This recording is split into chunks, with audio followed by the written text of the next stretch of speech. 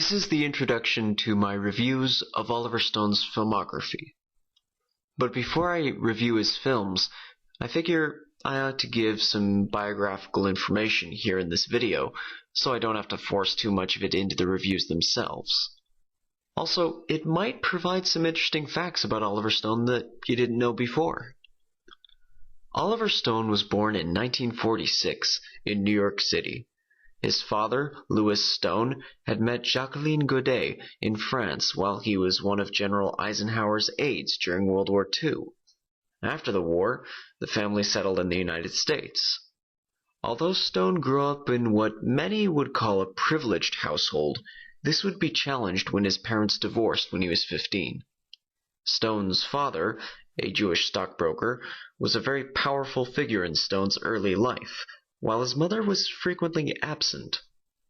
The role that Louis Stone played in his son's life was very influential in many ways.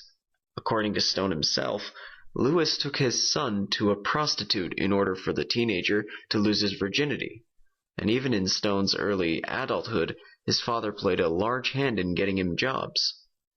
After graduating from a preparatory boarding school, Stone attended Yale, but left after 1 year. He had failed his second semester courses in favor of writing a personal novel. He went to South Vietnam after that to teach English for 6 months, and later traveled back to the United States on a merchant marine ship.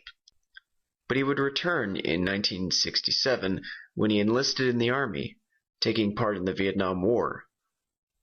Stone would go on to win a Purple Heart and a Bronze Star for bravery. Unlike his fellow classmate George W. Bush, Stone never returned to graduate from Yale. Instead, he graduated from the film school at New York University in 1971, having been taught and mentored by Martin Scorsese, who would also go on to become a famous film director himself.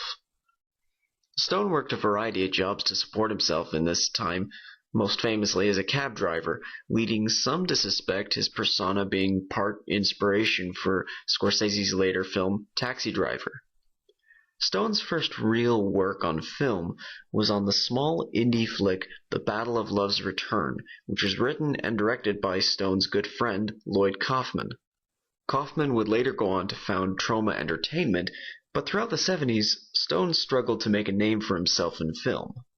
His directorial debut began with the 1974 film Seizure, but it wasn't until the release of Midnight Express in 1978 that Stone found real success.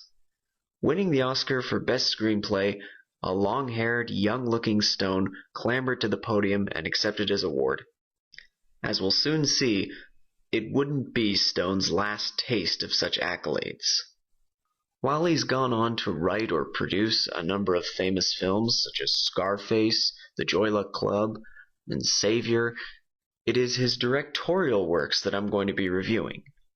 So stay tuned for these reviews as they arrive, and hopefully this short biography of Stone will add something to the reviews.